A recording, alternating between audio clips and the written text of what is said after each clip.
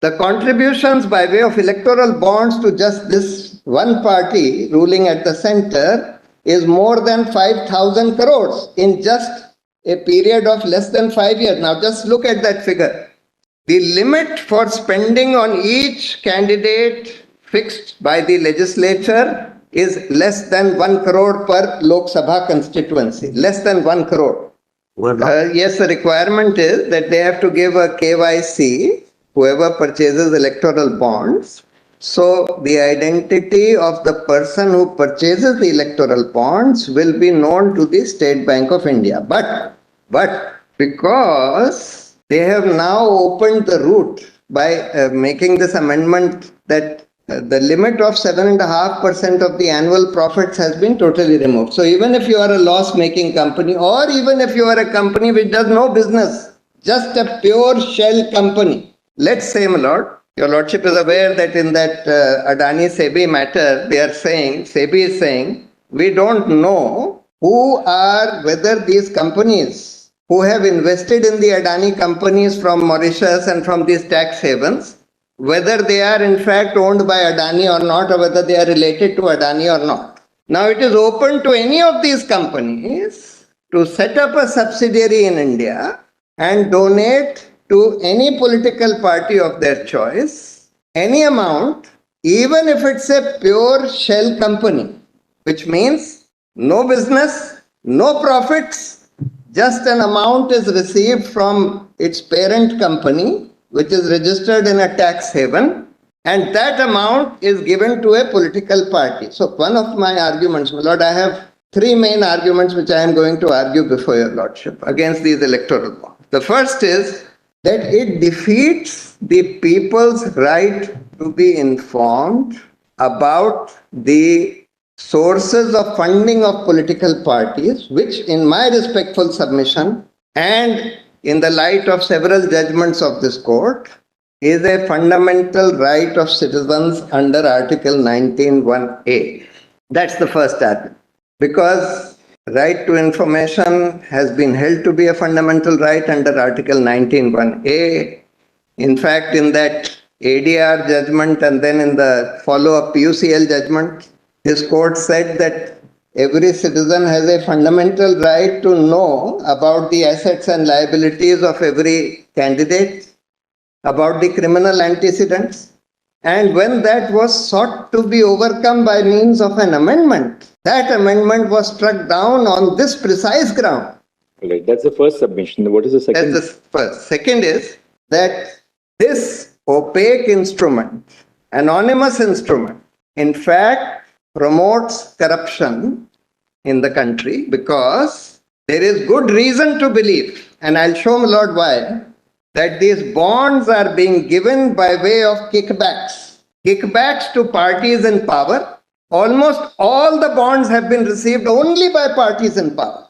More than 50% have been received only by the ruling party at the center, and the rest have been received only by the ruling party in the states. Virtually nothing, not even 1%, has been received by opposition parties which are not ruling in the center or at the states. And virtually all the bonds have been purchased by corporates, by companies, because they are almost all of denomination of 1 crore and above. 95% are in the denomination of 1 crore. 1 crore. Therefore, my lord, and you have simultaneously you have removed the cap on corporate donations and amended FCRA. All right, there's a second submission. That's the second submission. The third submission is, my lord, it disturbs and indeed destroys democracy in this country, because it does not allow a level playing field between political parties which are ruling versus political parties which are in opposition, or between political parties and independent candidates. It will have, in fact, my lord, just to give your lordship a small figure, in the last 5 years, of which since the electoral bonds were introduced, 2017 they were introduced, 17, 18 to 21, 22, 5 years? 5 years. The contribution to political parties by way of electoral bonds has far exceeded any other method of contributing to political parties. Not only that, the amounts are so large. Just take one party, the ruling party at the center. The contributions by way of electoral bonds to just this one party ruling at the center is more than 5,000 crores in just a period of less than 5 years. Now just look at that figure. The limit for spending on each candidate fixed by the legislature is less than 1 crore per Lok Sabha constituency, less than 1 crore. If you set up candidates in all the constituencies in the country, the total amount that can be spent by the candidates of any political party is less than 500 crores in a Lok Sabha election. In just these 5 years, one party which has received the bulk of the political funding by way of electoral bonds is getting more than 10 times the maximum permissible expenditure on elections by its candidates. More than 10 times. So just see, my lord, what this is doing to our democracy. What is the maximum permissible limit for a candidate? 70 lakhs or so. Parliamentary constituency. Per- 70 lakhs. Of course, my lord, this limit is not adhered to. We all know that, because candidates are spending 10 times, sometimes 100 times the amount in cash. Now, Election Commission says, though it's a corrupt practice, spending more than the limit is a corrupt practice, but Election Commission says, look, we can't catch them. Everybody knows that many candidates are spending many times by cash. One of the arguments in this for introducing electoral bonds was, the stated argument of the government was that, well, this goes through the bank. These electoral bonds can only be purchased through bank transactions by check draft or direct transfer.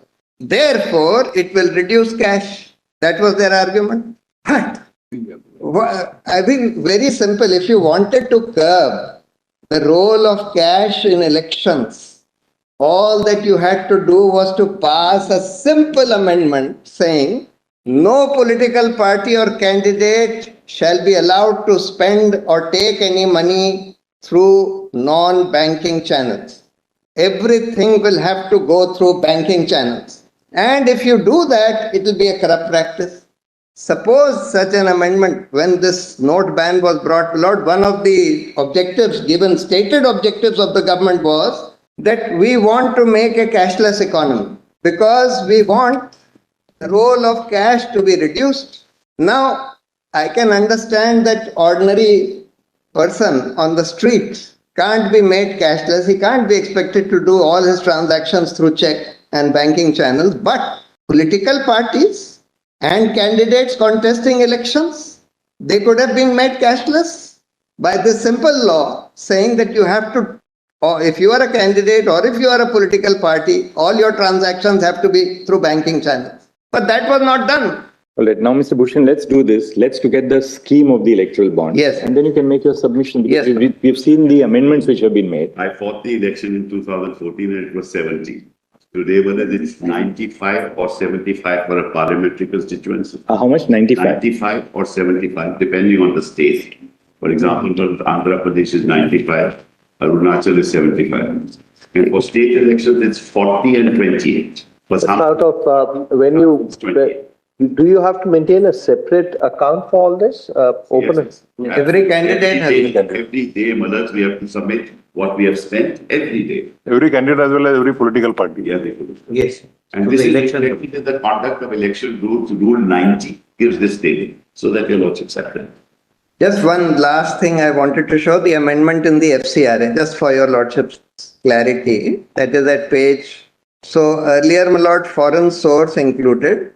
3 is a foreign company. By this amendment, at page 11, my lord, provided that where the nominal value of the share capital is within the limit specified under FEMA or rules or regulations made thereunder, then, notwithstanding the nominal value of the share capital of a company being more than 1/2 of such value at the time of making the contribution, such company shall not be a foreign source. So if you are a subsidiary of a foreign company and you own even 100% of the shares of your subsidiary, provided it is within FEMA, it's not regarded as a foreign source. So even the subsidiary of a foreign company can now donate to political parties. That's why this is important. Actually, this was a whole slew of amendments brought almost together, 2016 and 2017. It's a bouquet. And by this bouquet, because that limit has also been removed, therefore, my lord, it's allowing shell companies also to donate. Earlier, shell companies could not have because there was a limit, 7.5%. Now, shell companies can also donate. You can set up, you have a foreign company which is in a tax haven. You set up a subsidiary here as a shell company, and through that you buy electoral bonds and donate to a political party, and nobody comes to know that a foreign company is now financing this political party, or these companies are financing this particular political party, etc.